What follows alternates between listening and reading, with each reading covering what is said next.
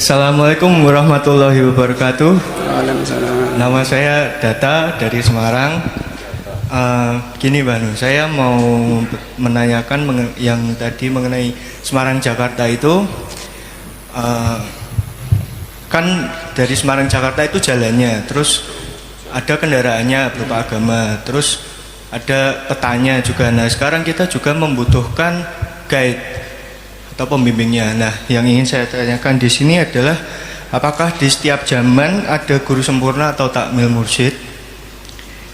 Dan bagaimana cara kita mengenali bahwa guru sempurna itu adalah benar-benar takmil mursyid yang sejati?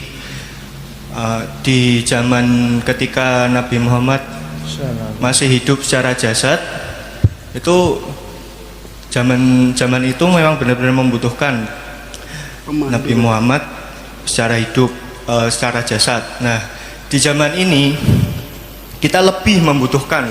Saat-saat ini kita memang lebih membutuhkan. Nah, untuk ajarannya memang ada. Nah, kita butuh pembimbing yang menyampaikan ajaran tersebut. Oke, sekarang saya pindah ke yang ditanyakan tadi mursyid. Saya tanya sama Anda, biasanya orang yang mengikuti thariqat itu menentukan siapa mursyidnya ataukah mursyidnya memperkenalkan diri sebagai mursyid? Dia sudah tahu kriteria mursyid itu apa? Dia sudah cek dia betul-betul layak disebut mursyid? Iya, benar. Benar ini ya, kalau benar alhamdulillah ya. Jadi bukan mursyid datang terus ayo gini thariqat, tapi wonge kae lho mursyid ngono. Nah mursyidnya gelem ora di mursyidke? Gelem. Kok kendel to dadi mursyid? Ngene aku takon, ini pertanyaan kedua. Nanti kalau Anda ikut thariqat, misalnya ini kita 10 orang thariqat, mursyid Pak Muzamil misalnya ya, Pak Muzamil, nanti saya di akhirat ditolong loh, kan sampean sudah mursyid saya, bisa nggak Pak Muzamil menolong saya? Tidak bisa.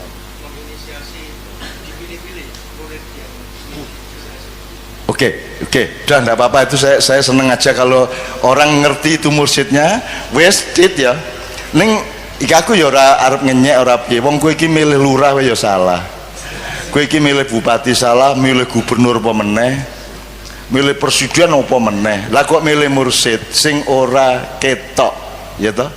Nek presiden kan profesionalitas kelihatan, kecakapannya kelihatan, diplomasinya kelihatan, masih lumayan. Nek mursyid kan kowe kudu riset tenan atine, akhlaknya dan seterusnya gitu ya. Tapi ya sudah tidak apa-apa. Kalau melihat kebiasaan di Indonesia kan kini salah pemimpin terus toh. Milih ulama salah, milih kiai salah, milih ustadz salah, sapi turuti. Tapi ora apa-apa wis. Terus ke wis ora masalah, aku ora masalah. Pertanyaan saya yang kedua. Mursyid itu bisa nolong muridnya ndak di akhirat? Bisa. Loh, bagaimana caranya? Atas hak apa dia bisa menolong? Setahu saya, in qata amaluhu illa min salasin.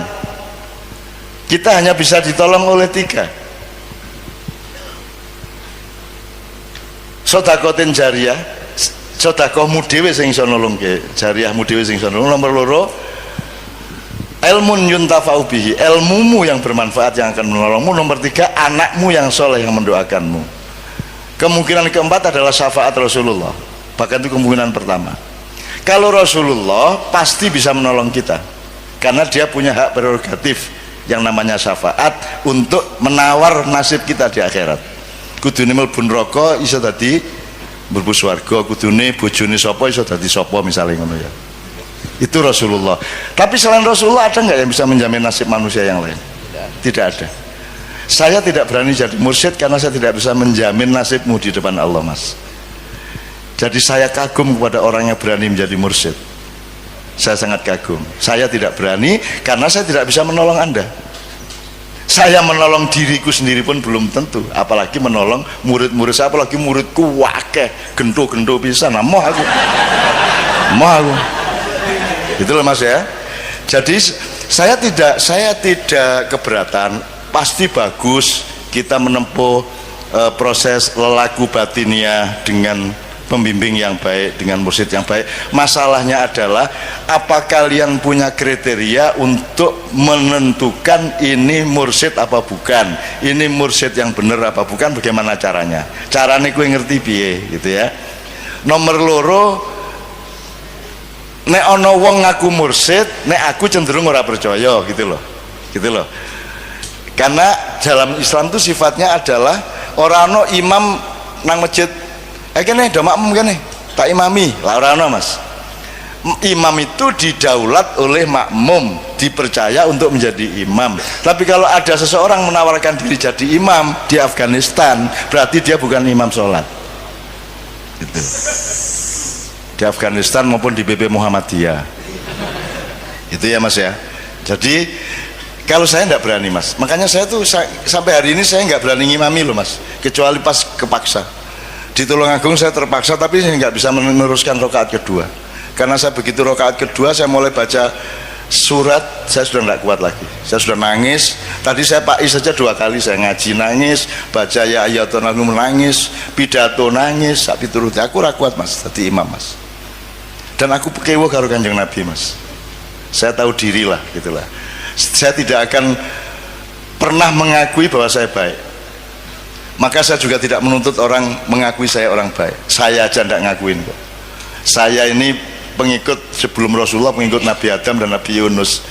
Rabbana dzalamna anfusana wa illam taghfir lana wa tarhamna lanakunanna khosirin.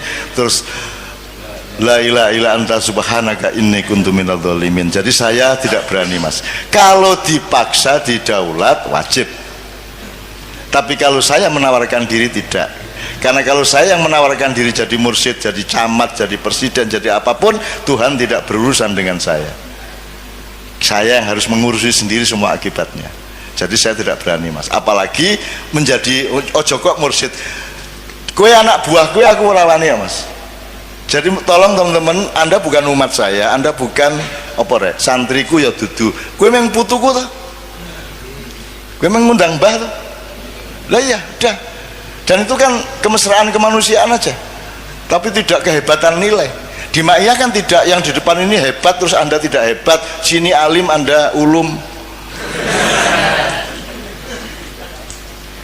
sini uluk salam kamu elek salam. Tidak ada. Di sini kita sama-sama belajar. Dan tolong diingat, yang mutlak Allah sama Rasulullah, tapi selain itu sama, tidak ada yang mutlak. Terserah dia ulama, terserah dia pedagang, terserah dia ketua majelis ulama, terserah dia ayatullah, terserah dia mullah hujatul Islam, syekh, maulana, apapun saja selain Allah sama Rasulullah tidak mutlak. Maka kalau saya menghindarkan diri dari semua itu, dan saya tidak berani menghalangi hubunganmu dengan Allah. Kamu berhadapan dengan Allah ya dengan akalmu, hatimu. Saya tidak berani berada di antara Anda dengan Allah. Ngerti lah? Ini maksud. Ngerti lah maksudnya? Allahu Akbar ki Gusti Allah ngene. Terus saiki kan ning tengah iki ana macam-macam. Ana mursyid, ana kiai, ana MUI, ana negara, ana macam-macam di antara kita dengan Allah. Nah, ngerti enggak maksud saya? Enggak ngerti ini. Tadi kan Anda mengatakan untuk membimbing, mengantarkan tadi ya, mengantarkan nilai-nilai Allah. Kok gak kamu sendiri yang mencari? Terus kamu cari sekarang kan tinggal browsing banyak sekali dari mursyid-mursyid dimanapun, gitu loh Mas. Jangan sholat tidak langsung dengan Allah. Jangan ada siapapun di depanmu. Kalau Rasulullah berada bersama Allah. Tapi kalau di antara Allah dan saya ada siapa-siapa aku mau. Saya pernah jadi pengurus IJMI zaman dulu Mas tahun 89. Saya rapat di pesawat dengan Pak Habibie. Pak Habibie ketuanya, saya kepala bidang kebudayaan. Kemudian dirumuskan di pesawat itu bahwa ada kewajiban bagi pengurus IJMI untuk sholat 5 waktu. Aku mau. Loh, kok menolak sholat 5 waktu? Saya tidak menolak sholat 5 waktu, tapi saya tidak mau sholat 5 waktu ingat wajahmu.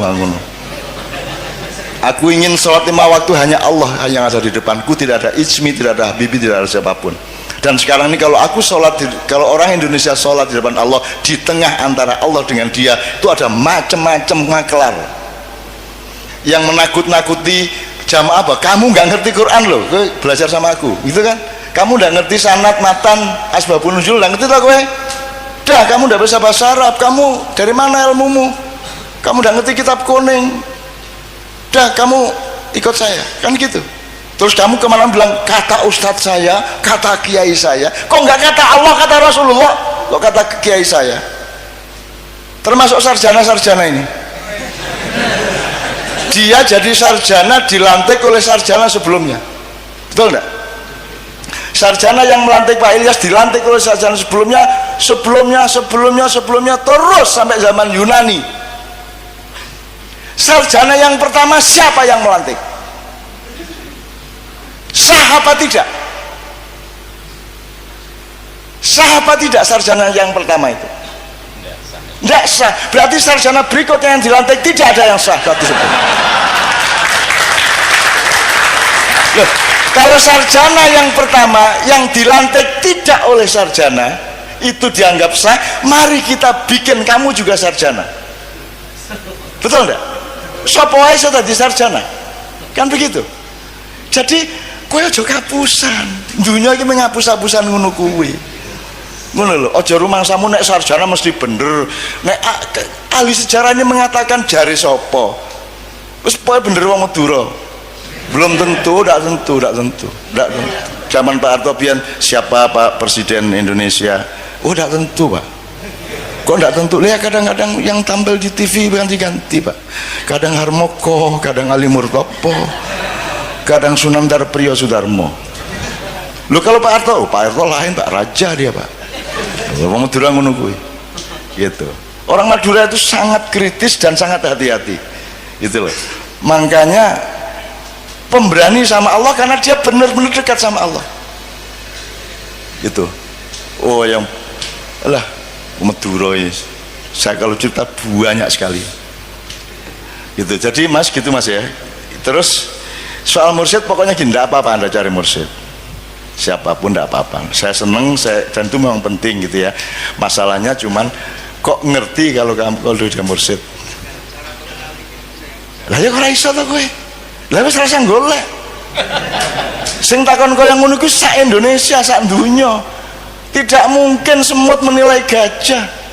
Tidak mungkin semut menilai luasnya laut. Kamu tidak cukup untuk menilai sesuatu yang lebih besar dari kamu. Makanya sudah sekarang belajar Quran, belajar hadis, dan menjamin dengan nurani dan akal sehatmu untuk berlaku akhirati, untuk berlaku kondusif terhadap ridho Allah di akhirat nanti. Ngono Mas. Nah, tapi jangan segan-segan tanya ke kiai. Nek meng takon ra apa-apa to Mas, ora perlu dhewe kelakuan apik to. Kan mengko ndelok pendapate. Tapi kalau mursyid itu kan sedikit di bawah Nabi to. Harus maksum, harus mahfud, harus apa lagi itu? Terjaga. Dan itu kan sangat sukar Mas. Orang saiki ki Mas, angel Mas ngakoni wong apik. Mulane kowe nek gampang ngakoni wong apik iku mengagumkan. Saiki wong kowe tak tahu ora tau ngarani aku wong apik to. Kowe paling ngarani aku wong pinter. Ning apikku ora tau kok akoni. Betul enggak? Semua pejabat, semua menteri, presiden semua ndak ada yang bilang saya orang baik. Paling pol kayak wong ngerti, wong pinter, tapi ora ono sing ngarani aku wong apik. Dan saya bersyukur saya tidak diarani baik.